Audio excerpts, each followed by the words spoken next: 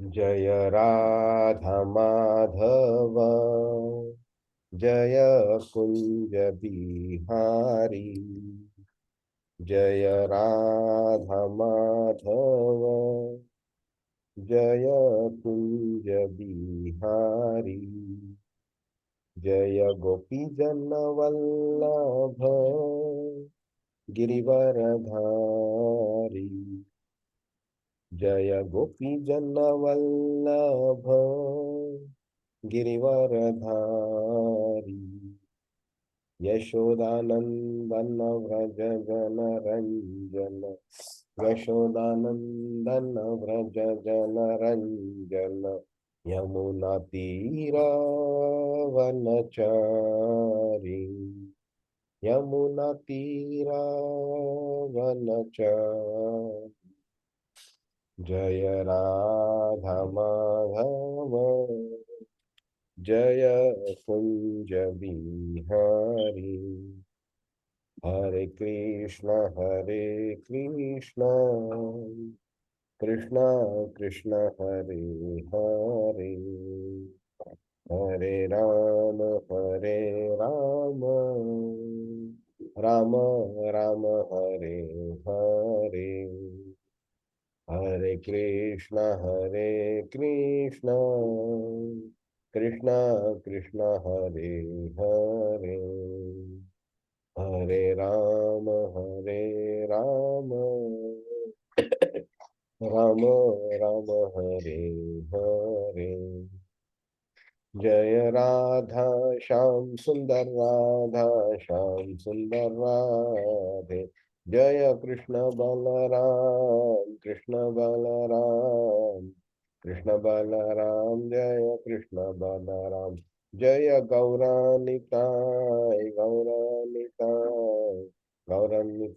जय गौरानिताय जय जय प्रभुपाद जय श्रील प्रभुपाद हरिनाम संकीर्तन की जय श्रीमद् भागवतम की जय श्रीमद् प्रभुपाद की जय हरे Krishna can someone recap uh, who can mention what was covered in the last week? Actually, we started a chapter 18, Prabhuji. Yeah. So, as we know from the earlier, so when Parikshit Maharaj was in the womb of the mother, Huh. so Lord Sri Krishna saved him from the Brahmastra. Hmm. So, he knows that one. He is always surrendered to the personality of the Godhead. So, Hmm. even though he got the curse of the Brahman, he did not get anger, but he took it. He took it as a wish of the will of the God, and Hmm. he surrendered himself to Sukadeva Goswami so that the remaining time can be better utilized. Okay. What about the aspect of Kali, which was also spoken that Actually, yeah. So when there was a when it a conversion happened with the Kali, so he was given places, 4 places, and apart from that one, wherever the gold is there, so he can Kali can exist there. hmm. However, the king of the kingdom, so it has taken every care that one Kali will not enter to that area. He ensured that his people will follow the religious principles, and he supported the entire kingdom in that way so that one they will not get the effect of the Kali. Okay. Which are those places where Kali will have some influence? So uh, basically gambling, intoxication, meat eating, and illicit sex. So initially those are the 4 things. Additionally, when say that when he asked, so we have given the area of the gold where sort of a lust or something will exist. Yes. So gold is that fifth place, right? Yeah. And then which is that place where he will not be able to exert influence? wherever the religious principles are getting followed, in all those areas, you're not able to influence anything. Who are in the surrender themselves to the personality of the Godhead. Correct. And what religious principles are we supposed to follow? Meaning, let's say if I want to nullify the impact of Kali completely, what am I supposed to do? Religious So, principles being followed is correct, yes. But if we have to pinpoint exactly how and which religious principle, what do you think is the religious principle we are supposed to follow? There are four, Prabhu. That is the mercy, truthfulness, austerity, and cleanliness. cleanliness, yeah. Okay, these are the pillars of dharma. Yeah. Pillars of the. So by following those four regulative principles of no meat eating, no intoxication, no illicit affairs, and no gambling, you are anyway following the four principles of dharma. Correct? But Yeah. these are the places, if you don't follow, Kali will not impact you, right? So something which you are supposed to do, and if you do it, it is fine. It is not bad. It is accepted. It is like the expected default behavior. But by not eating meat, or by not having illicit sex, or by not gambling, or by not intoxicating, it doesn't mean you are going forward on the path of spiritual progress. Correct? So this is like, there is a long line, okay, or a big rope is there. If you don't climb, you will remain where you are. And if you do wrong things, you will start going down. So these four pillars of dharma at least help you remain at that level where you are. They don't let you fall down. But we are talking about going upwards. And what is it that one is supposed to do? To go upwards. So basically, Sankirtana we need to do. Correct. And which shlok confirms this? Which is the shloka which mentions that one is supposed to do Sankirtan?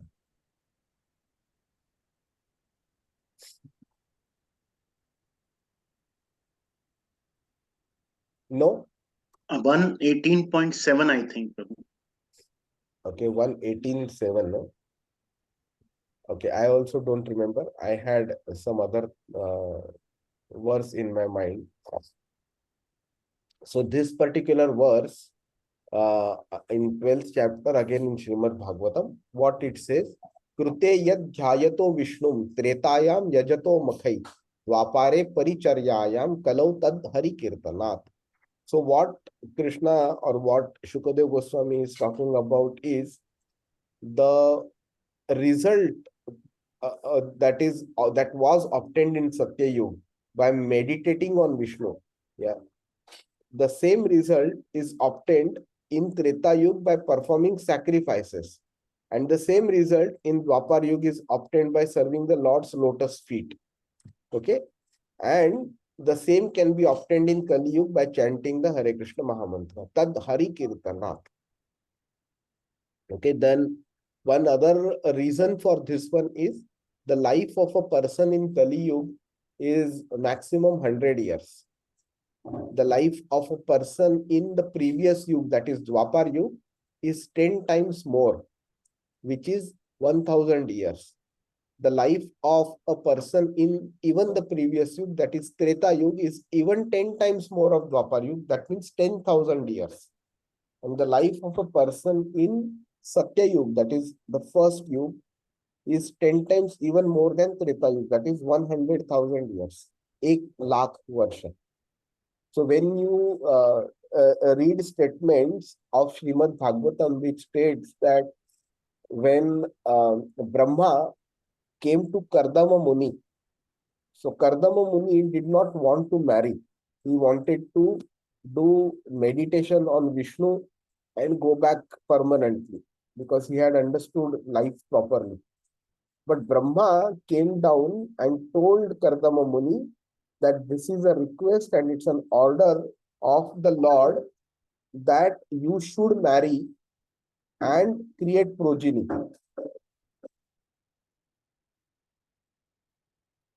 One moment.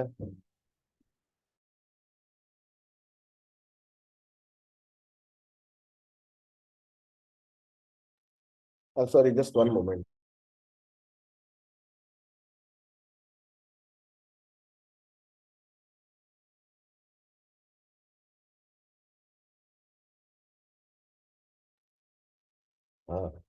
Sorry. So I was saying that Kardama Muni was told by Brahma that it is an order of the Lord that you should marry and create progeny. So then he said, Ki, I don't think I am actually fit now to marry somebody and create progeny, because my progeny will be similar to me. If I am impure now, my progeny will also be impure. So he said that first I need to go to the forest, do tapasya, purify myself, and then I can come and marry. And Brahma said, okay. So Kardama Muni went to forest and he did tapasya for 60,000 years. 60,000 years. And then when he felt that he has been sufficiently purified, then he came and he married the daughter of Kashyapa Mrishi, whose name was Devahuti.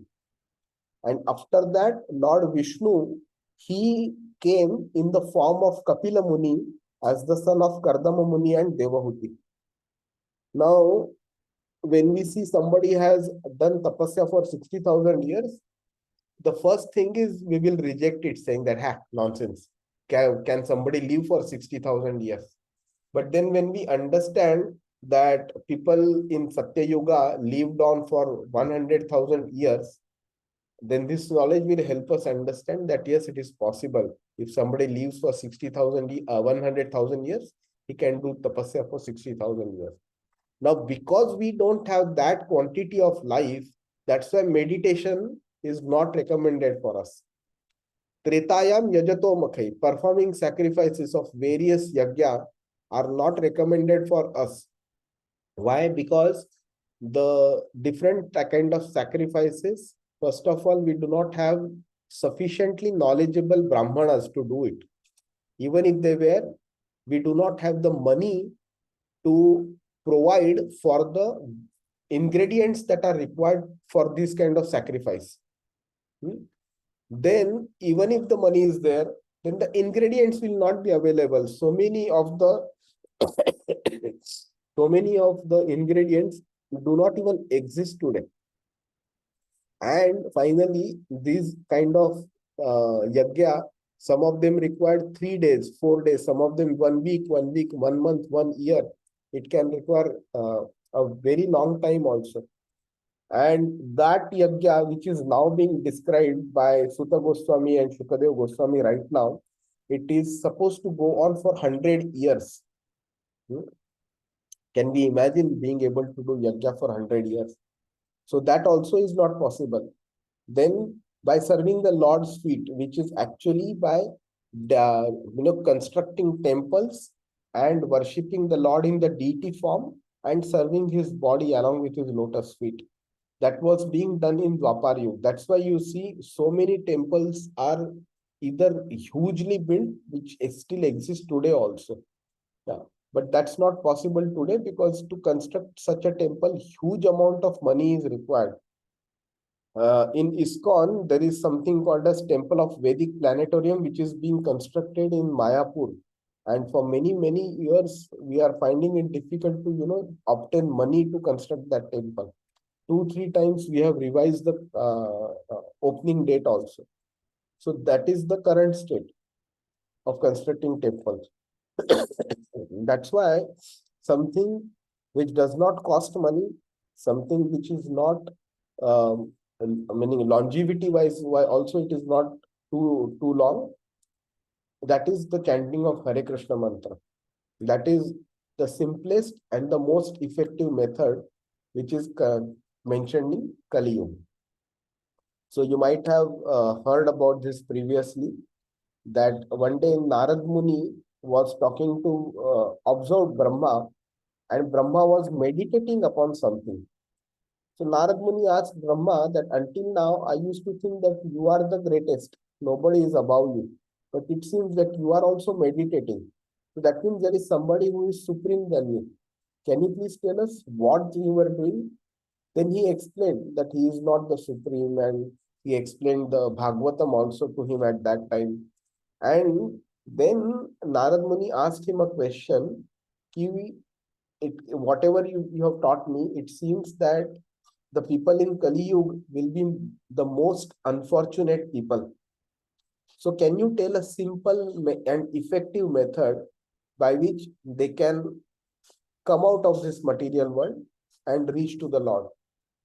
At that time, Brahma told him this particular Hare Krishna Mahamantra. Hare Krishna, Krishna Krishna, Hare Hare, Hare Rama, Rama Rama, Hare Hare. He said, Kali Kalmasha Nashanam. Iti Shodashakam Namnam. Okay. Meaning this 16 syllable mantra. Iti Shodashakam Namnam. Kali Kalmasha Nashanam. The Kalmasha, that are the impurities, the unfortunate aspect of Kali Yuga. Kali Kalmasha Nashanam. They are destroyed by this 16 syllable mantra. Now, one can question as to what does Brahma know? Brahma ko kya aata hai? So he says, Sarva Vedeshu Drushyate. So he's saying, I am the knower of all the Vedas. I have learned and understood all the Vedas. Okay. Then somebody may also say that, okay, this mantra can do it, but there could be some another mantra that also can do it. Why should I chant Hare Krishna Mahamantra? Why shouldn't I chant something else? So he says, Nataha Parataro Paya. Meaning there is no other alternative to this Hare Krishna Mahamantra. So this is what Brahma says, the first living entity who learned the Vedas directly from the Lord. Okay, the first Mahajan. So we can understand about the glories of Hare Krishna Mahamantra, which is the most effective to address the impurities of Kali Yuga. Prabhu, you said 1:18:7 you said, right? प्रभु आपने कौन सा verse बोला था? 189 completed, Prabhu ji. 189 completed. I am asking Sushil Prabhu. He was referring to one verse, right? Which referred to the answer. Prabhu, 118.7 we discussed, and there is some mention that कलयुग में जो ये सब चीजें हैं ये. That's okay. Meaning it's more at a principal level. Yeah. Okay. Because at that time I thought you are asking from the whatever we have read. Yes. Acha, okay. Fine. Any questions around whatever has been covered so far? One also important point we discussed was that Parikshit was Narayan Parayan. Very good. Yeah. What does that mean? Narayan Parayan meaning? He is totally surrendered to Krishna, and the qualities of the Narayan Parayan is all good qualities automatically come to them. They are not bothered by hell or heaven and liberated from material bondage. Simply surrendering to Krishna automatically gets surrendered to all his expansions. And Narayan Parayan people are very, very rare. Yeah. Parayan basically means dependent on. So dependent meaning it says basically that one doesn't depend on his purushartha. One doesn't depend on the benefits received by the karma kandi activities and all that. So one depends on whatever Narayan has provided. He remains happy within that, and he continues to tolerate the sufferings of his material life, but does not leave the lotus feet of Narayan or Krishna. And then he remains dependent on Krishna and he moves forward in his spiritual life. That is Narayan Parayan.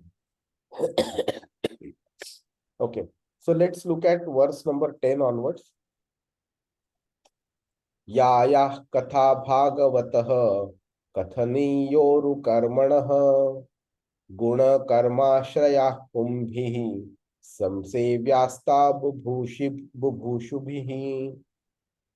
Those who are who are desirous of achieving complete perfection in life must submissively hear all topics that are connected with the transcendental activities and qualities of the personality of the Godhead who acts wonderfully. The systematic hearing of the transcendental activities, qualities, and names of Lord Sri Krishna pushes one towards eternal life. Systematic hearing means knowing him gradually in truth and fact, and this knowing him in truth and fact means attaining eternal life, as stated in the Bhagavad Gita. Such transcendental glorified activities of the Lord Sri Krishna are the prescribed remedy for counteracting the process of birth, death, old age, and disease, which are considered to be material awards for the conditioned soul. The culmination of such a perfectional stage of life is the goal of human life and the attainment of transcendental bliss. Hare Krishna. Hare Krishna. So now this verse marks the end of what Shukadeva Goswami had described about the curse that was received by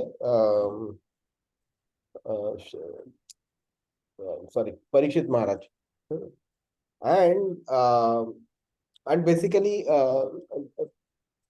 the related activities. Now the sages of Naimisharanya will start speaking. Okay, so what Shukadeva Goswami has done is whatever questions they have asked so far, Shukadeva Goswami has answered them. Okay, and that's why he is marking them. So with this, we also learn. Okay, further they ask a few more questions, and then Shukadeva Goswami answers them. Now we understand one very important point of it is the progress in life, whether it is spiritual or material, depends on two important things. Whom do you consult and what questions do you ask that person? So asking the right question to a wrong person is not going to benefit us, and asking the wrong question to a right person is also not going to benefit us. We have to ask the right question to the right person. That is the reason you will see that Bhagavatam has been spoken by people who were qualified to speak and two people who were qualified to hear. So first, Krishna spoke to Brahma. Obviously, being Krishna and Brahma, the qualification of speaker and hearer is established. Same from Brahma to Narad Muni. There also qualification is existing. Narad Muni to Vyasdev, again the same thing. Vyasdev to Shukadev Goswami, again same. Shukadev Goswami to various people, Maharaj Parikshit, Suta Goswami, and various others, okay, during the 7 days of Parikshit. At that time, you will see when Shukadev Goswami comes in Bhagavatam, which is in the 19th chapter, he will appear. That time, Parikshit Maharaj greets him, welcomes him, and asks him to take the Vyasasana, the seat where the speaker is seated. And he starts asking questions. The questions were correct, but purposely to test the eagerness of Parikshit Maharaj and the depth at which he wants to go, Shukadev Goswami gives superficial answers. And Parikshit Maharaj rejects those answers. And he says that these are only temporary benefit-oriented answers. Give me something in more detail, which has longer lasting impact. And that is when Shukadev Goswami realizes that Parikshit Maharaj is sufficiently capable to hear the message. He has the eagerness, he has the background, sufficient background knowledge, and he is eligible to receive the higher level knowledge. And that is when he starts speaking the detailed sections of Bhagavatam. Here also you will find the same thing, that whatever questions Shaunak Rishi and the other sages of Naimisharanya have asked, Suta Goswami has answered them. Okay, but they are still not satisfied. And that is when you will see that subsequent questions, they are saying that everything about the Lord we want to hear. The unlimited, the word they used it, to ensure that just because I may not ask you a certain question, doesn't mean you should not tell us. You should tell anything and everything. So each and every question is encompassed into this anything and everything question. So that is the eagerness, and that is the humility also, to accept that I may not know sufficient about the Lord, based on which I may not be able to ask you the right question also. But please don't let my eligibility become a drawback or make me ineligible. Please consider me as eligible and answer those everything to me about the Lord. And that is where this point about objective of asking the question comes into picture. Okay, so if somebody is asking the question to challenge somebody, let's say I have some knowledge and I want to test somebody, so I may ask that question in a challenging spirit. That challenging spirit does not help somebody to grow in the spiritual life. Okay, one has to be humble and ask the question, and the person then answers in the right spirit. The other one is one has to be submissive also, meaning it cannot be that you are surrendered to multiple things.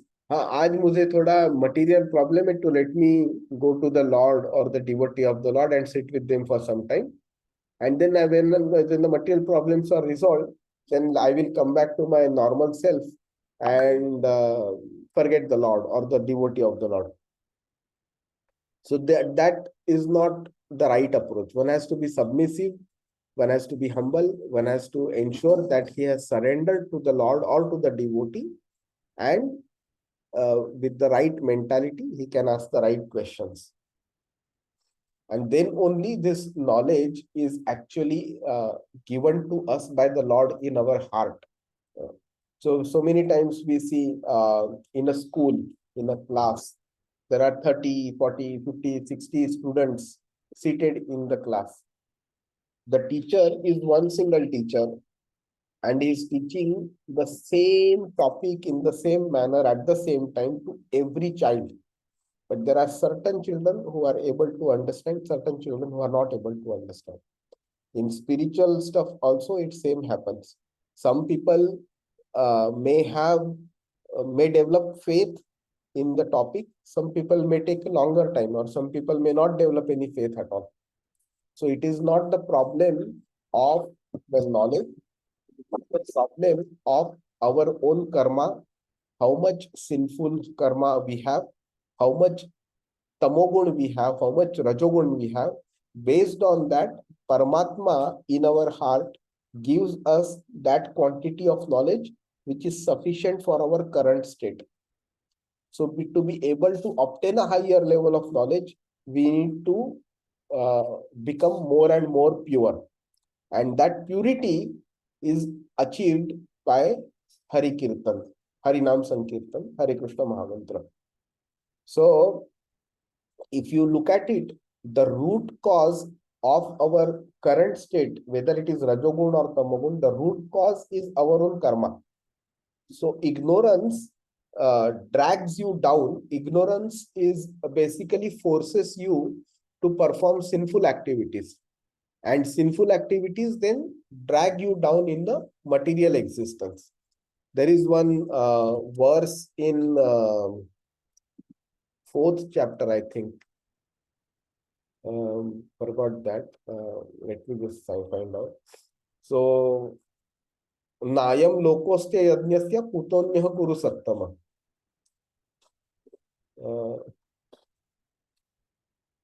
Yeah, correct.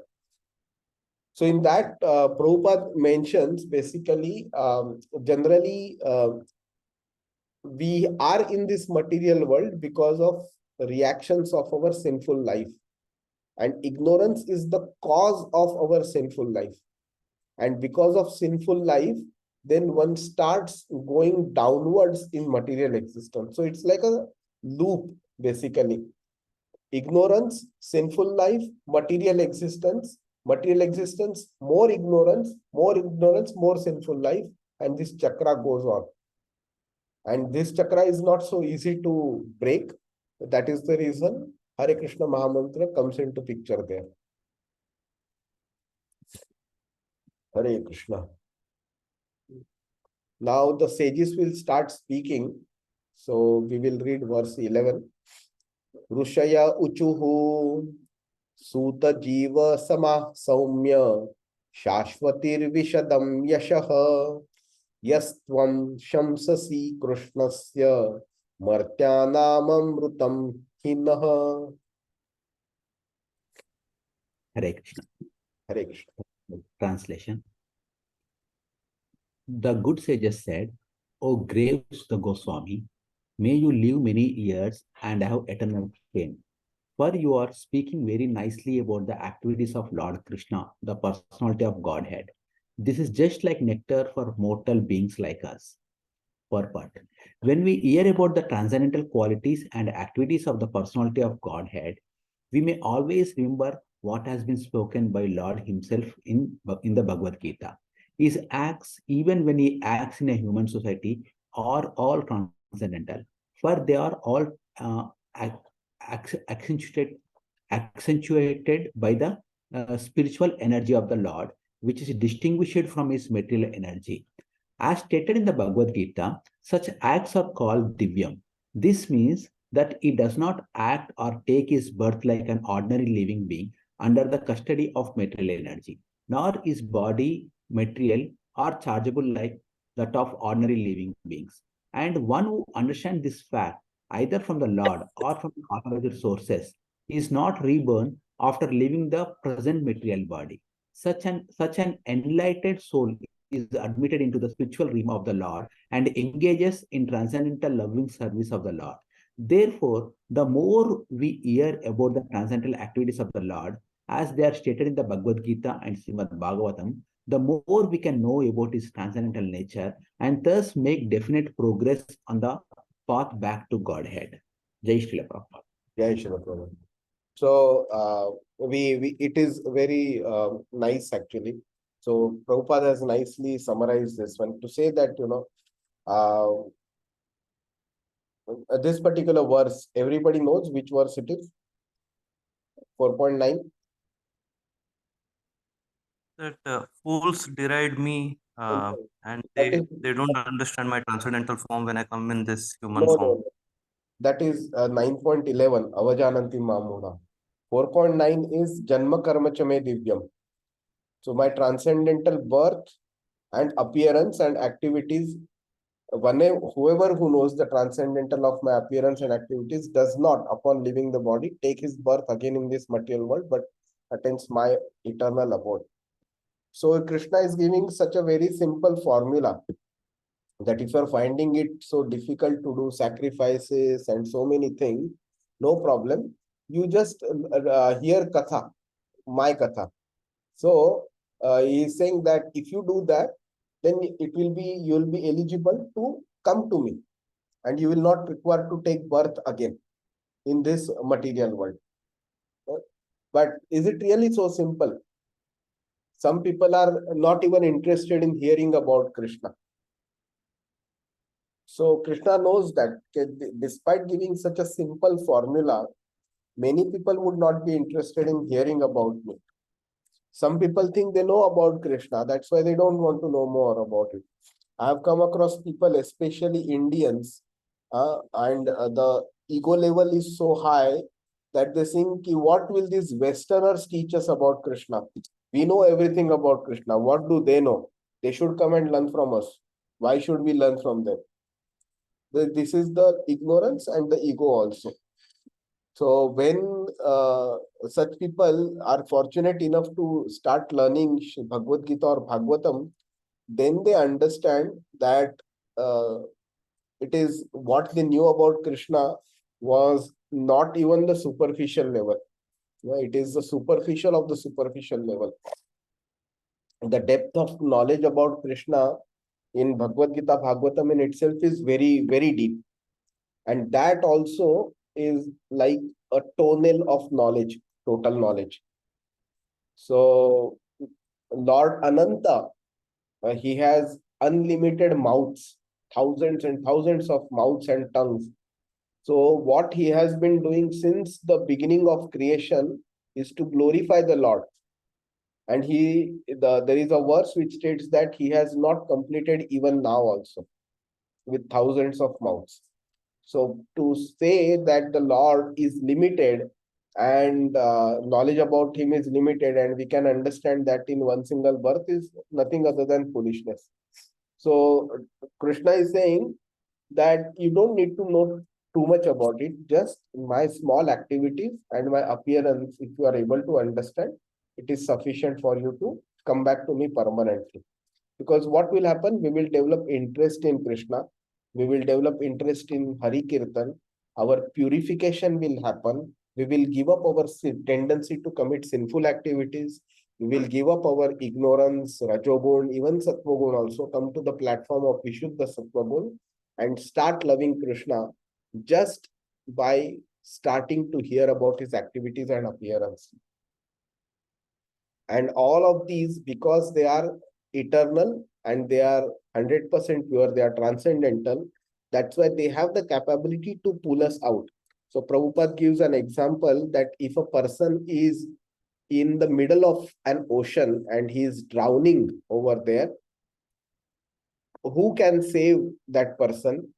Definitely not somebody who also himself is in the ocean, but somebody who is above the ocean can actually pull that person out of the ocean. Let's say a helicopter is there and then a person is able to pull out this guy, the drowning person. Such a person can save that, not somebody who also is in ocean or who also is drowning. So that's why when you want to come out of the material world, you need something and somebody which is itself outside the material world. It is transcendental, to which you can hold on to and then walk upwards. Not somebody who also is in the material world can help you come out of the material world.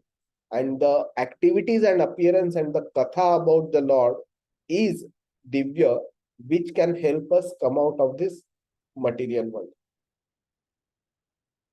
There is one verse in 10th chapter, Bhagavad Gita. It is part of the what do you say? The Chatushloki Bhagavad Gita. Anybody remembers which talks about glorification of the Lord and talking about the Lord? 10.9. Machita Madgata Prana Bodhayanta Parasparam Kathayantascha Mam Nityam Tushyanti cha Ramanti cha. Kathayantascha.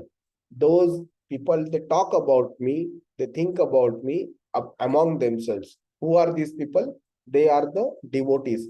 So the thoughts of my pure devotees dwell in me. They constantly think about Krishna.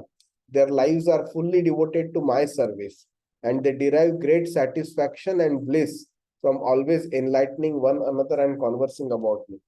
So the devotees constantly talk about Krishna. They talk about Krishna to others. They spread that knowledge. They develop interest among others. And with that, they help people come out of this material life.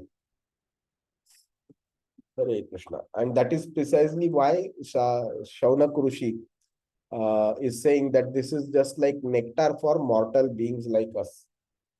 Now, one thing I forgot to tell you, you might have seen this. There is this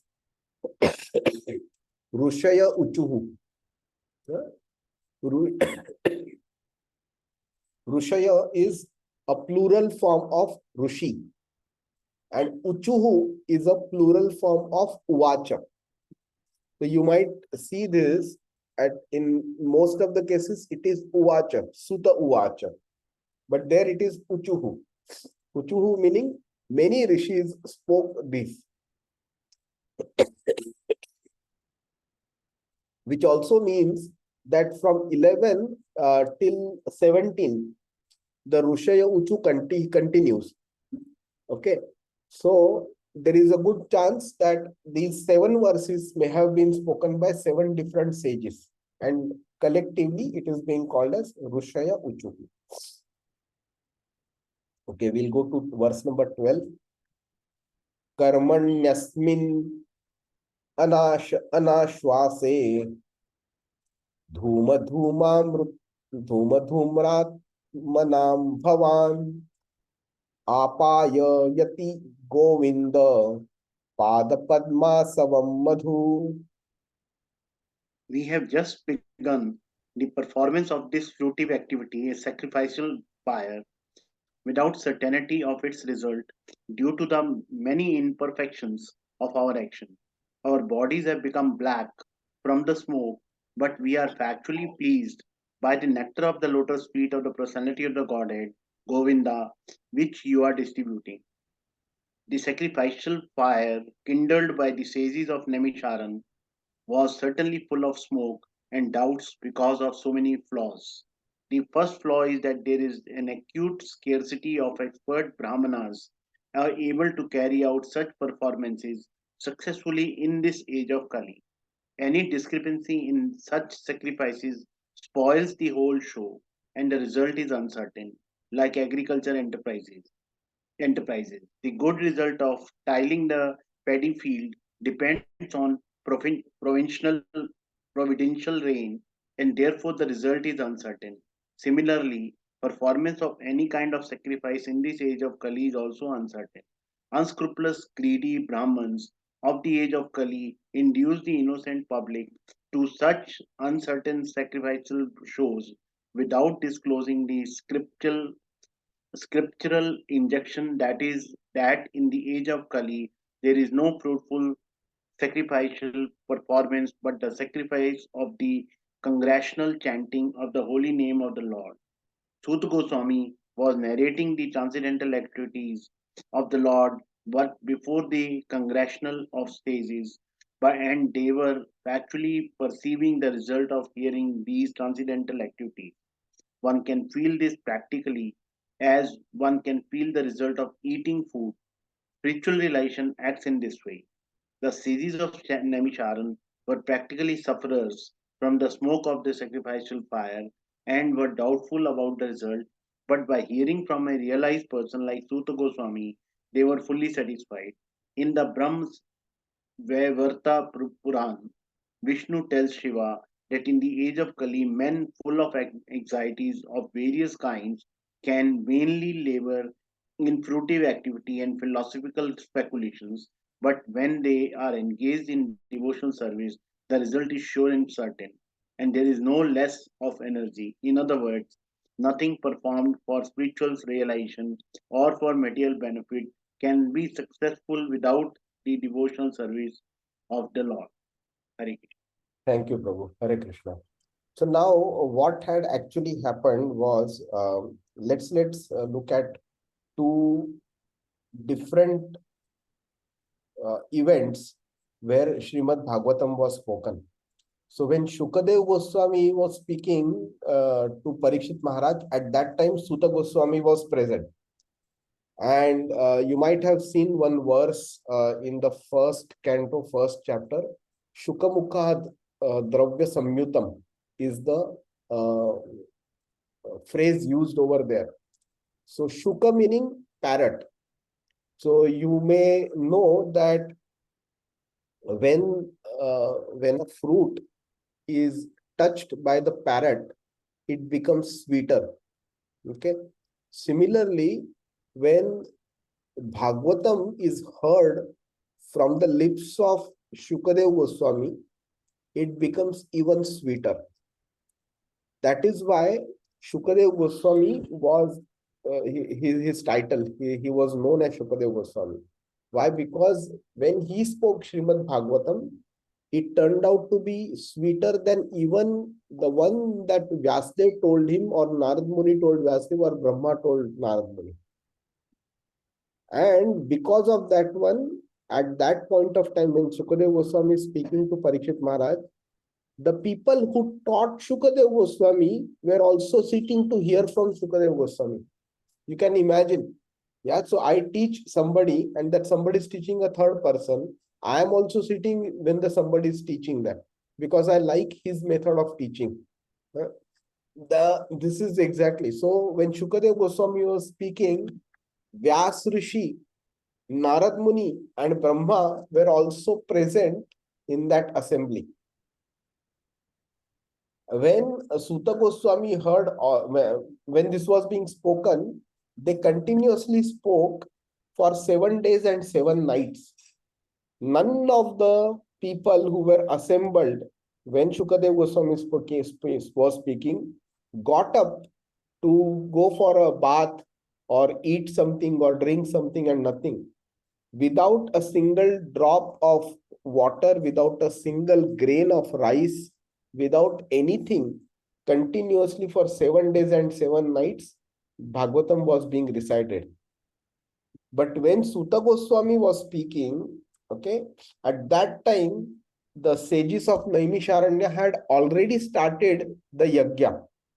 For 100 years, they were going to perform a sacrifice for 100 years, praying to the Lord for the spiritual benefit of all the people in Kali Yuga. That was their objective. It was a completely selfless objective.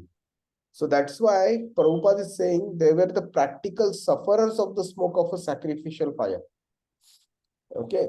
So they were actually suffering that smoke, but they were not going to benefit themselves personally. They were going to benefit the people in Kali Yuga, like you and me, because Bhagavatam would be spoken.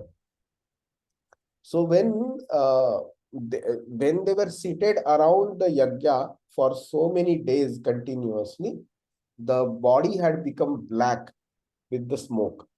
And what used to happen was, during the day, they used to sit around the yajna and do the mantras and ahutis.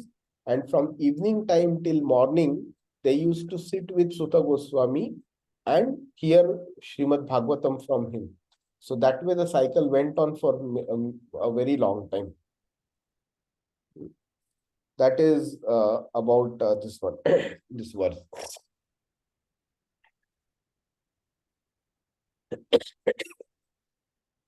Okay, this is one a very important verse of Srimad Bhagavatam. So let's look at this one. Any questions so far? No? Okay, so let's read text 13. Tulayam lavenapi sna swargam na punarbhavam bhagvat sangi sangasya martyanam kimutashishaha. Translation? Who's ready? Yes, Prabhu. Hare Krishna. Translation. This was so because those who have dedicated their lives to the transcendental topics of the personality. One moment. Text 13. It's on the screen. Oh, one minute. Something happened.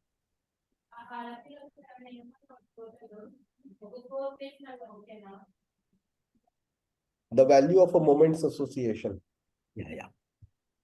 The value of a moment's association with the devotee of the Lord cannot even be compared to the attainment of heavenly planets or liberation from matter, and what to speak of worldly benedictions in the form of material prosperity, which are those who are meant for death.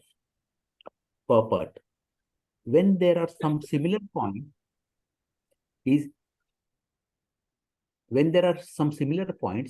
is possible to compare one thing to another. One cannot compare the association of a pure devotee to anything material. Men who are addicted to material happiness aspire to reach the heavenly planets like the moon, Venus, and Indraloka. And those who are advanced in material philosophical speculations aspire after liberation from all material bondage.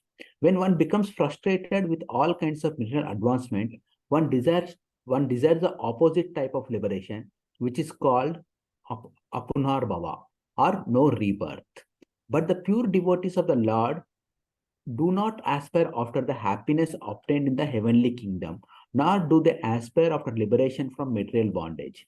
In other words, for the pure devotees of the Lord, the material pleasures obtainable in the heavenly planets are like phantasmagoria. And because they are already liberated from all material conceptions of pleasure and distress, they are factually liberated even in the material world.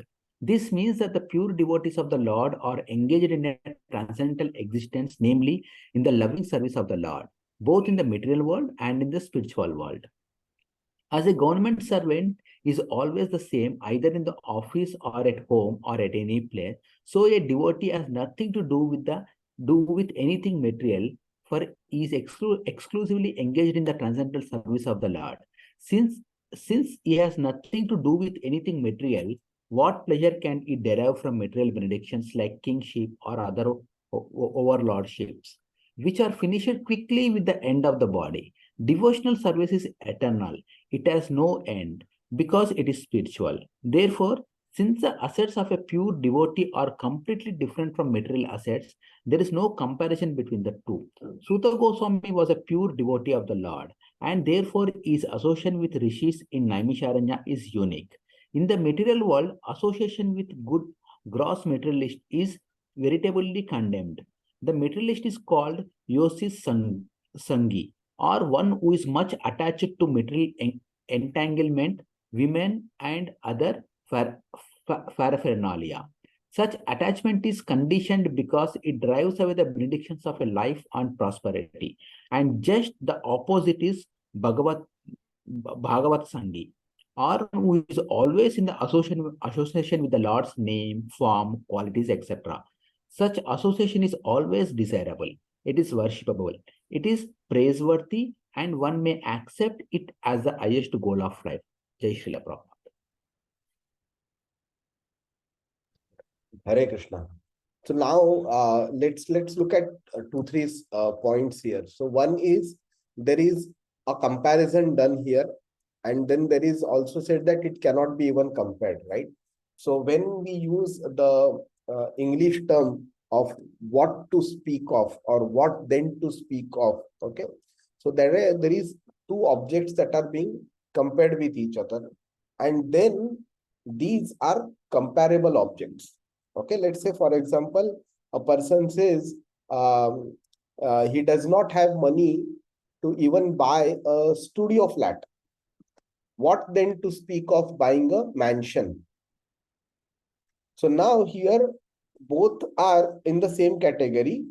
Properties are being talked about, and one property, that is the first one, studio flat, is of lower cost, whereas the other one is of higher cost. So what are we talking about is, if somebody does not have money to buy a lower cost property, what to speak of a higher cost property, right? So it is in the same category. Let's say another stuff, let's say he does not have money to buy even iPhone, what to speak of Rolls Royce. Now a phone and a car are not comparable objects, but still it is being spoken here that way. So by which we can understand that both of them are being compared from the cost of or the price of the objects. So iPhone may require 5-10,000 dirhams, and a Rolls Royce may require 1 million dirhams. So if he doesn't have 10,000 dirhams, how can he have 1 million dirhams? So what to speak of, right? So although the category may be different, but the parameter on which it is being compared is same. That's why they can be compared, which is in this particular case, attainment of heavenly planets from matter or liberation from matter. You can't even compare with that. What to speak of worldly benedictions? That means here it's the other way around. The first object that is being compared with the moments association, okay, is of a higher nature. So a person achieving heavenly planets may derive far greater pleasure, worldly pleasure, compared to the benedictions and pleasures that he will receive on earth. So the verse says that a moment's association of a pure devotee of the Lord cannot be compared with even the Svargaloka and the benefits of Svargaloka, or even moksha also. So in that case, how can you compare with the worldly benedictions on this earthly planet? So when practically we can see that when we have Bhagavad Gita class or Bhagavatam class being spoken about, or when we write a message and all that, very few people join. Okay. Why? Because they may have their own engagements. Now, some people may want to watch a cricket match, some people may want to go and enjoy with friends, some people may have some other personal engagements and all that. Now, we can see that the benefit derived out of this one is to a certain extent, right? But this benefit may probably not be rightly comparable in terms of quantity with the heavenly planets. So, this verse says that even heavenly planets cannot give you the benefit of what a moment's association can be given. So when you have an opportunity to learn Bhagavad Gita, Bhagavatam, if we give up that opportunity and instead focus on something material, then we can remember this verse, which will tell us that, we are actually giving up a far, far bigger benefit and opportunity, and trying to compromise and compensate with a very small benefit or some worldly benediction. Now, which are those who are meant for death? Now, anything in this material world has its end decided or predestined already. It is when something gets created or when something is born, when will it die, when will it be extinguished completely, is already decided. Now, if something has an end to it, that means the benefit derived out of that object also has an end to it. But the moment's association of the devotee of the Lord gives you something which never has an end. It helps you connect with Krishna. It helps you, start your devotional service to Krishna. And that will help you towards walking towards Krishna. It will help you to reach Krishna. It will help you to reach the planet of Krishna, which is eternal. It does not have a death. So in the 8th chapter, Krishna says that parastasmatu bhavo anyod vyakto vyaktat sanatana. So this material world continuously gets destroyed and recreated again and again. Okay, but my planet, no, it never gets destroyed. It is eternal. So when we want to go to some place which is eternal, we have to obviously give up attachment to something which is oriented towards death. And one of the benefits or one of the mechanisms to start walking on this path is frustration of material life. Okay. So Prabhupada writes here that when one becomes frustrated with all kinds of material advancement, one desires the opposite type of liberation, which is apunarbhava, no rebirth. Okay. So this is a kind of a starting point. When we are very, very happy in our material life, we should understand that it is our previous good karma that has given us this material happiness. It could be in the form of good family, good children, good money, good properties, good bank balance, good job, good status, good fame, good health, good wealth, whatever it is. All of this comes because of our previous karma. And if we get entangled in this happiness, there is a good chance that we might consume the credits towards this happiness. And at a certain point of time, we would have exhausted all our credits.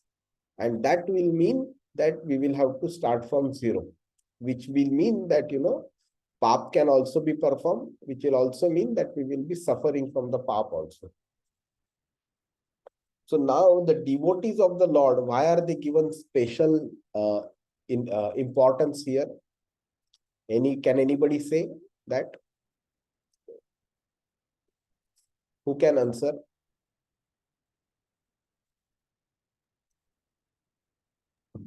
क्या हुआ?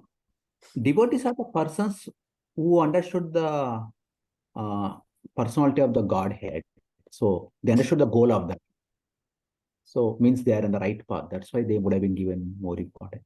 Okay, but और कुछ है? Any other point can you relate? This is a very, very important point to understand, and it will drive away certain misconception. So let me give you a hint. It is to do with karma. So we have three types of karmas, but they will all the karma like I think akarma. They don't even take the benefit of the karma. They'll surrender that benefit also to the God only. Okay.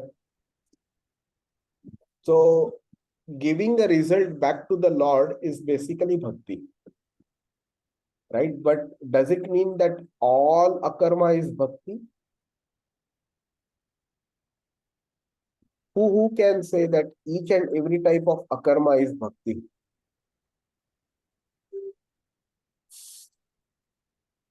No, right? Not every akarma is bhakti. So somebody is performing an action in a completely mechanical manner, not even knowing whether the Lord exists or does not exist.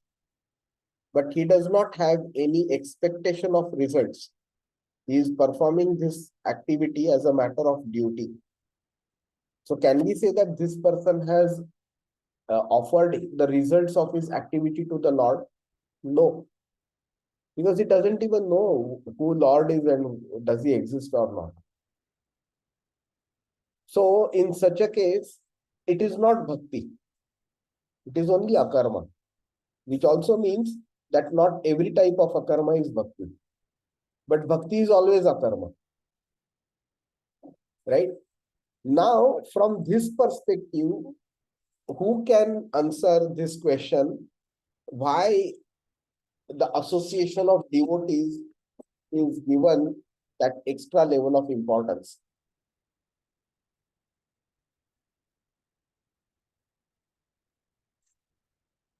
क्या हुआ? Nobody is speaking. Sushil Prabhu, Rakesh Prabhu.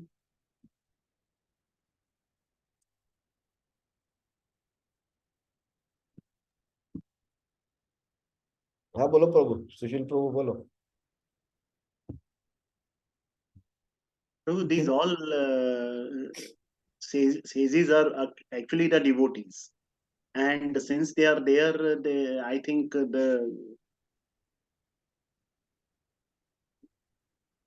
नहीं वो devotees है, सही है, ठीक है.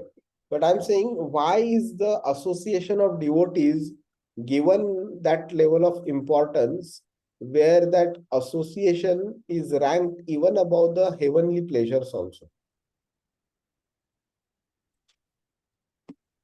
Because it will help us to know the God by the association of things. Correct. Also, another critical point here is we should understand one very thing very clearly, that when material activities happen in your life, they are the result of your karma. Okay, so karma, the law of karma, the complete system is basically do good, get good, do bad, get bad. Correct? So, but if everything, what I'm going to do has an outcome, and that outcome could be predetermined also. So where is the scope for me to get rid of this one? Krishna says, nahi kaschit kshanamapi Not even for a moment can you avoid doing work. In 3.5 he says, so if you cannot avoid doing karma, and karma can result in good or bad results, then there has to be somebody who should teach me about akarma. And there has to be somebody who teaches me about bhakti. And who will teach me that? So, if the association of devotee is also considered to be an event, that event is also determined, or the happening of the event is determined based on my karma, right? So, when somebody comes and meets you, let's say a postman, courier guy, or some big shot comes and meets you, we can call that as karma. But when a devotee comes and meets you, it is not necessary that your karma deserved to get association of, say, for example, Narad Muni. So this association of devotee is obtained not because of karma, but it is because of the mercy of the pure devotee of the Lord. So you cannot say, abhi, let's differentiate between mercy and a right or a responsibility.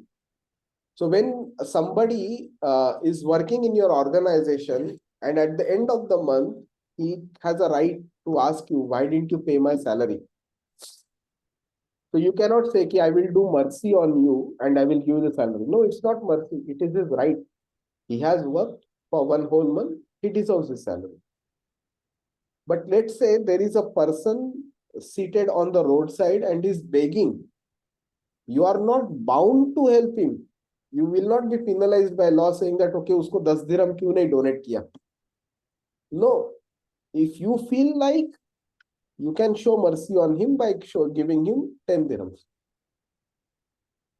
So that is mercy, on which we do not have a right, but that which comes to us because somebody shows some daya, some mercy to us. Out of his compassion for us, he is showing it. He is not bound to do that to us, but just हमारे ऊपर वो मेहरबानी कर रहा है.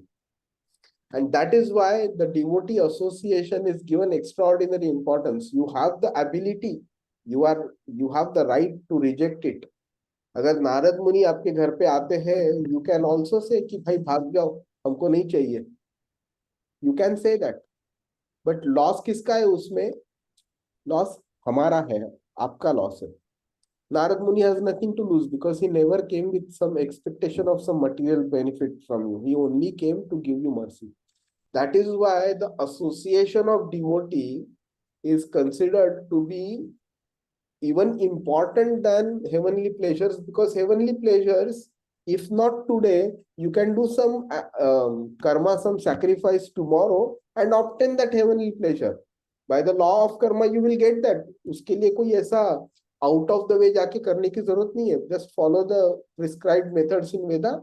आपको जो sacrifice करना है वो बोला है करो, you do it and you will get that.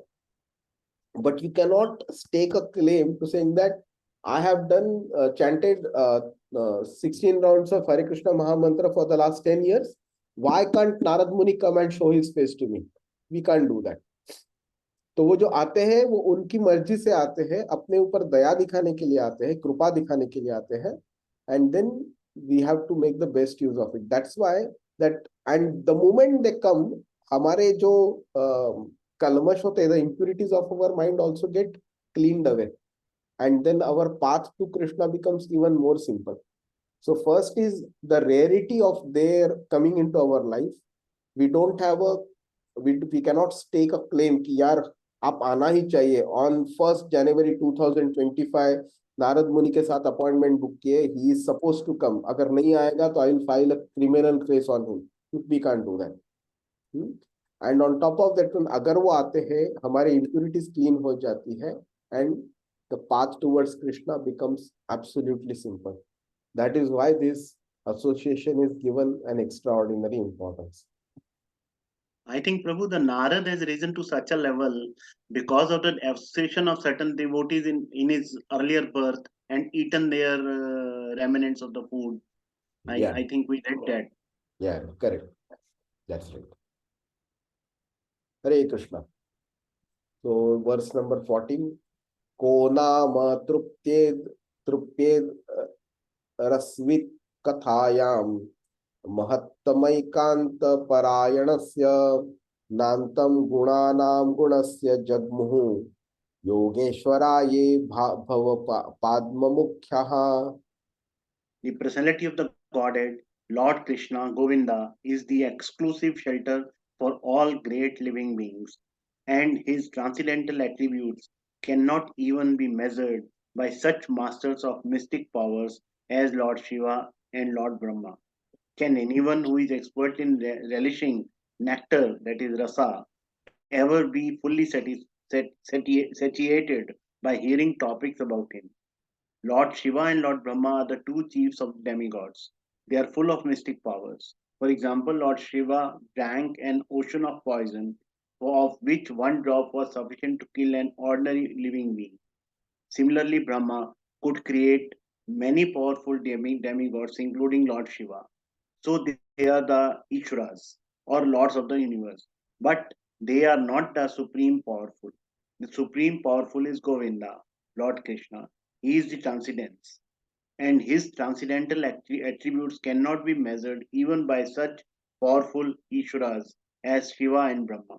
Therefore, Lord Krishna is the exclusive shelter of the greatest of all living beings. Brahma is the counted amongst the living beings, but he is the greatest of all of us. And why is the greatest of all the living beings so much attached to the transcendental topics of Lord Krishna? Because he is the reservoir of all enjoyment. Everyone wants to relish some kind of taste in everything, but one who is engaged in transcendental loving service of the Lord can derive unlimited pleasure from such engagement. The Lord is unlimited, and his name, attributes, pastimes, entourage, variegatedness, etc., are unlimited, and those who relish them can do so unlimitedly and still not feel satisfied. The fact is confirmed in the Padma Puran. The mystics derive unlimited transcendental pleasures from the absolute truth, and therefore the supreme absolute truth, the personality of the Godhead, is also known as Rama. There is no end to such transcendental discourses. In mundane affairs, there is the law of satiation, but in the transcendence, there is no such satiation. Such Suta Goswami desired to continue the topics of Lord Krishna before the sages of Naimisharanya, and the sages also expressed their readiness to hear from him continuously.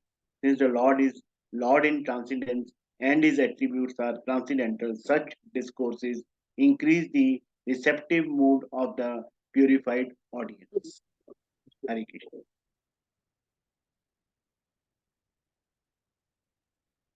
Hare Krishna. Thank you, Prabhu. So now we have heard this and read about this quite a few times before, Lord Shiva, Lord Brahma. So people who have not read Bhagavad Gita or Bhagavatam, they tend to think that Lord Shiva is the supreme or Lord Brahma is the supreme. But the point is, rather than we saying they are not supreme, the Srimad Bhagavatam has a narration of the version of Lord Brahma himself and Lord Shiva himself. Okay. So both of them, they themselves are saying that they are not the supreme. So to tell them that no, you are still the supreme is foolishness. So you go to a building of an office of a company, let's say Infosys. You go to him, to that office main building, and you meet the first person and you tell, oh, you are the greatest Narayan Murthy. So he'll say, no, no, I'm not Narayan Murthy. So no, no, no, you are only Narayan Murthy. You don't know, but you are not, you are Narayan Murthy. Will that make any sense? So here, when Shiva himself is saying, Brahma himself is saying that they are not the supreme. So, and we are going and telling them, no, no, no, no, you are still the supreme. You don't know whether you are supreme or not. I will tell you, you are the supreme or not, but you are the supreme. So Shiva, when when he talked about Rudra Gita, which is there in Bhagavatam, if I'm not wrong, third canto, I think, third canto or fifth canto, where he gives a lot of good advice to the Prachetas. Hmm. So the Prachetas are the son of, I think, Prachina Bharti, I think so. So that time he mentions Rudra Gita, and that time he mentions who the Supreme Lord is. Brahma heard from Krishna. So in Brahma Vimohan Leela also he acknowledges. So in the Samvad with Narad also he acknowledges.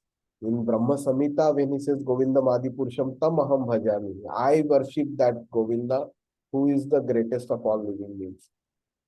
Hmm. So we can understand that these two themselves don't acknowledge themselves as the greatest, but we, because of our incomplete knowledge, we call them as they are greatest. Now, people want to meaning, perform whatever was done by Shiva. Okay, so some people who smoke charas ganja, they say ki Lord Shiva also did it, so we also will do it. But they will purposely avoid certain activities which Lord Shiva did, because if they do it, they will die. So Prabhupada always gives an example that Lord Shiva drank poison. The poison was named as halahala. This poison was came out when the Sagar Manthan Lila had happened during Kurma Avatar, Mohini Avatar, and all that. And this poison was drank by Shiva, and he did not drink it fully. He just kept it in his throat. And that's why you see that the throat of Shiva has become blue in color. And that's why he's called as Neelakantha. So he had that ability. He was such a great person. But these people will not want to drink that poison because they will die. But what we need to understand from him, all of these activities, is the people who perform these mystic activities, we try to consider them as great. But these people, they obtain pleasure by serving the greatest living being. And that is what is mentioned by this particular verse. Ramante yogino anante satyananda chidatmani iti rama padanesham param brahma bhidhiyate. Which means that these great people, they obtain pleasure from somebody, and that's why, because the Lord is greatest reservoir of all the pleasure in the world, that's why they obtain pleasure from the Lord. And that's why the Lord is named as Rama. Rama is meaning one who gives pleasure. So Rama is somebody who obtains pleasure from the one who gives pleasure. So that's why the Lord is named as Rama. Okay, let's go quickly. We have very less time. Tanno bhavan vai bhagavat pradhano mahattam ekanta parayanasya hare rudaram charitam vishuddham shushrushatam no vitanotu vidvan.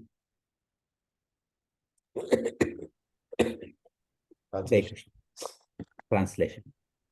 O Suta Goswami, you are a learned and a pure devotee of the Lord. Because of personality of Godhead is your chief object of service. Therefore, please describe to us pastimes of the Lord, which are above all material conception, for we are anxious to receive such messages. Purport. The speaker of the transcendental activities of the Lord should have only one object of worship and service, Lord Krishna, the Supreme Personality of Godhead. And the audience for such topics should be anxious to hear about him. When such a combination is possible, namely a qualified speaker and a qualified audience, it is then and there very much congenial to continue discourses on the transcendence. Professional speakers and materially absorbed audience cannot derive real benefit from such discourses. Professional speakers make a show of Bhagavata Saptaha for the sake of family maintenance, and the materially disposed audience hears such discourses of Bhagavata Saptaha for some material benefit, namely religiosity, wealth, gratification of the senses, or liberation.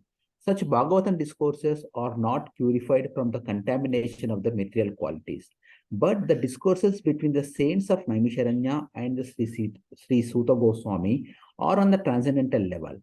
There is no motive for material gain. In such discourses, unlimited transcendental pleasure is relished both by the audience and by the speaker, and therefore they can continue the topics for many thousands of years. Now, Bhagavad Saptas are held for 7 days only, and after finishing the show, both the audience and the speaker become engaged in material activities as usual. They can do so because the speaker is not Bhagavata Pradhana and the audience is not Susrutam, as explained above. Thank Jai you. Shri Ram. So as we said in the beginning, that there has to be some qualification of the audience also. There has to be some qualification of the speaker also. So now the sages of Naimisharanya were doing a yajna for the benefit of mankind. They had no personal benefit from it. Suta Goswami was speaking for the upliftment of all of these sages. He heard from Shukadev Goswami not for any personal benefit, nor did Shukadev Goswami or Vyasdev or Narad Muni or Brahma spoke Bhagavatam for any personal benefit. Yeah. So Parikshit Maharaj was also hearing it because he understood that all of these material activities are just a pure waste of labor. I have only 7 days left with me. Let me do that thing which is going to help me achieve the objective. And that's why he sat there completely for 7 days and nights with Shukadev Goswami. Now, when you have unmotivated discourse of Srimad Bhagavatam with unmotivated speaker and unmotivated hearer audience, you are obviously going to get something which is at transcendental level, because there is no material benefit expected out of that discussion. But whenever this material benefit comes into picture, then definitely the main purpose of Srimad Bhagavatam will be lost. And that is precisely what happens today in Bhagavad Saptaha. You can see most of the speakers, they speak only because they are going to get money out of it. Whereas previously, money was never the objective. And it was such that the Brahman never even used to ask for it. यहाँ पे क्या होता है, even before the speaking engagement is confirmed, the Brahman asks, कितना पैसा मिलेगा मुझे? या the person organizer will tell him, okay, हम तुमको 10 लाख रुपया देगा, आ जाओ करके. So then the Brahman will happily come. वैसा नहीं है. अगर पूजा होती है तो Brahman is not even supposed to stay back after the puja is done. He has to leave. If he is stopped by the host to give this dakshina, then only he is supposed to collect. ऐसा ritual था वो time. So because of that, material motive was never the objective. Whereas abhi, the same thing does not happen now. Okay, we will take these two verses quickly. Savai Mahabhagavatah Parikshid Yena Pavargyat Vargakhyam Adabhrabuddhi Jnane Navayasaki Shabditena Bheje Khagendra Dhwaja Padamulam. I think we will skip the purport of this one. बहुत लंबा है. Is that okay? Are you okay to wait for 5-10 minutes? No problem. Okay, Prabhuji, for me. Rakesh Prabhu? Okay? Yes, sir. Okay, then let's read it with you. Prabhu, read it. O Sut Goswami, please describe those topics of the Lord by which Maharaj Parikshit whose intelligence was fixed on liberation, attained the lotus feet of the Lord, who is the shelter of Garud, the king of birds. Those topics were vibrated by the son of Vyas, Srila Sukdev. There is some controversy amongst the students of the path of liberation. Some transcendental students are known as impersonalists and devotees of the Lord. The devotee of the Lord worships the transcendental form of the Lord, whereas the impersonalist meditates upon the glaring effulgence or the bodily rays of the Lord, known as Brahma Jyoti. Here in this verse, it is said that Maharaj Parikshit attained the lotus feet of the Lord by instruction in knowledge delivered by the son of Vyasadeva, Sri Sukdev Goswami. Sri Sukdev Goswami was also an impersonalist in the beginning, as he himself was admitted in the Bhagavatam 2.1.9. But later on, he was attracted by the transcendental pastimes of the Lord and thus became a devotee. Such devotees with perfect knowledge are called Mahabhagavatas or the first class devotees. There are three classes of devotees, namely the pra- Prakarta, Madhyam, Madhyam. and the Prakarta or the third class devotees are temple worshippers without specific knowledge of the Lord and Lord's devotees. The Madhyamas or the second class devotees knows well the Lord devotees, the neophytes, and the non devotees also. But the Mahabhagavatas or the first class devotees sees everything in the relation with the Lord and the Lord present in everyone's relation. The Mahabhagavatas therefore does not make any distinction particularly between a devotee and a non-devotee. Maharaj Parikshit was such a Mahabhagavata devotee because he was initiated by a Mahabhagavat devotee, Sukdev Goswami. He was equally kind even to the personality of the Kali and what to speak of others. So there are many instances in the transcendental histories of the world as of an impersonalist who has later become a devotee. But a devotee has never become an impersonalist. This very fact proves that on the transcendental steps, the step occupied by a devotee or higher is higher than the step occupied by an impersonalist. It is also stated in the Bhagavad Gita 12.5 that persons stuck on the impersonal step undergo more sufferings than achievement of reality. Therefore, knowledge imparted by Sukdev Goswami unto Maharaj Parikshit helped him attain the service of the Lord. And this stage of perfection is called upper upvarga or the perfect stage of liberation. Simple knowledge of liberation is material knowledge. Actual freedom from material bondage is called liberation, but attainment of transcendental service of the Lord is called the perfect stage of liberation. Such a stage is attained by knowledge and renunciation, as we have already explained, Bhagavatam 1.2.12. And perfect knowledge, as delivered by Srila Sukdev Goswami, results in the attainment of the transcendental service of the Lord. Hare Krishna.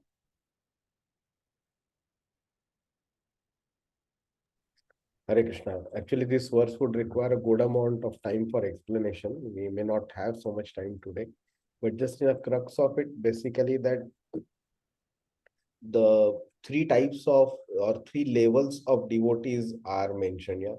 So at this stage, we can say that most of the devotees are in the Prakrut stage, wherein they consider, okay, God exists. They may not have complete information about him, or complete meaning a sizable information. They might be going to the temple because they think that Lord exists only in the temple, sort of. Then comes the Madhyama Bhagavat, a Madhyam level devotee who has basically they understand the Lord well, the devotees and all that, and they are able to distinguish also, and they are able to understand God exists everywhere. They are able to understand whom, how to behave with whom, and all that. Okay, but Mahabhagavat is somebody who looks at everybody in an equal manner, devotee or non-devotee. And that is how Prabhupada links this to Parikshit's behavior with the Kali also. That he was a devotee uh, to such a good extent that he looked at Kali also in an equal manner. Now, other point to be understood here is uh, many people consider God as formless.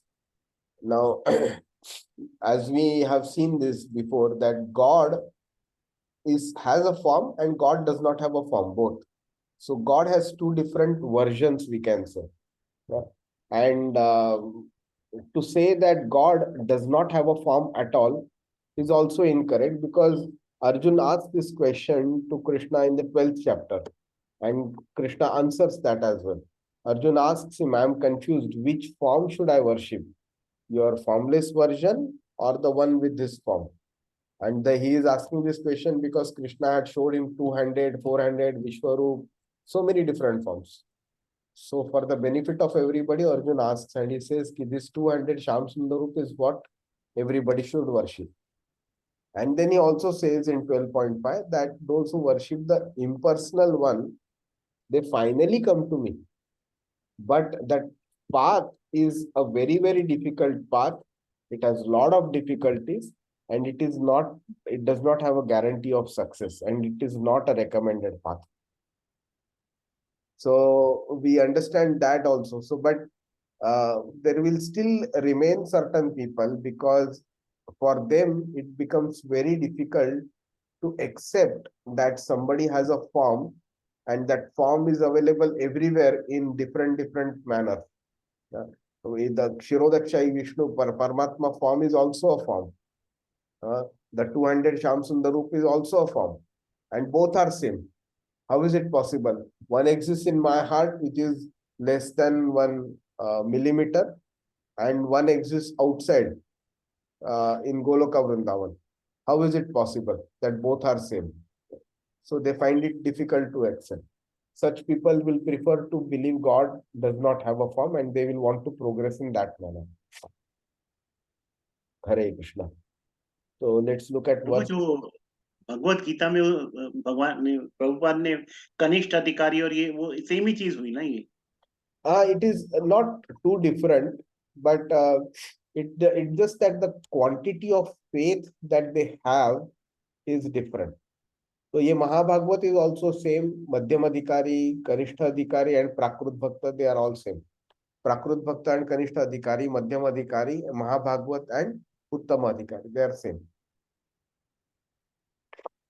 Tanha Param Punyam Asamvrutartham आख्यानम अत्याद्भुत योगनिष्ठम आख्या ही अनंत चरितो पापन्नम पपन्नम पारीक्षितम भागवताभिरामम. Hare Krishna. Krishna. Translation. Thus, please narrate to us the narrations of the unlimited, for they are purifying and supreme. They were spoken to Maharaj Parikshit, and they are very dear to the pure devotees, being full of Bhakti Yoga. Purport. What was spoken to Maharaj Parikshit and what is very dear to the pure devotees is Srimad Bhagavatam. Srimad Bhagavatam is mainly full of the narrations of the activities of the Supreme Unlimited, and therefore it is the science of Bhakti Yoga or the devotional service of the Lord. Thus, it is Para or Supreme, because although it is enriched with all knowledge and religion, it is specially enriched with the devotional service of the Lord. Jai Shri Prabhupada. Jai Shri Prabhupada. Do you remember one adjective was mentioned against Bhagavad? What is the kind of Puran Bhagavad is? Amal Puran. Ah, excellent, excellent. Amala Puran meaning that which does not have any mala. Mala meaning impurity. So Bhagavad Puran is a Puran which does not have any impurity. Now, what kind of impurity do you think is being referred to here? So that impurity which will bind you to the material world. Which is bind you to the material world. Yeah, and does not allow you to obtain pure devotional service of the Lord. So ना कर्म कांड है उसमें, ना ज्ञान योग है उसमें, ना ध्यान योग है उसमें, कुछ नहीं. इसमें प्योर भक्ति योग है उसमें. And that is why it is called as Amala Puran, because it does not have any method, any recommendation which will divert you away from the pure devotional service to the Lord. Hare Krishna. So this way we complete verse number 17, and again Sutta Goswami will start narrations uh, from 18 onwards. Hare Krishna. I think we will stop here. I am also not feeling well today properly. So we will stop here.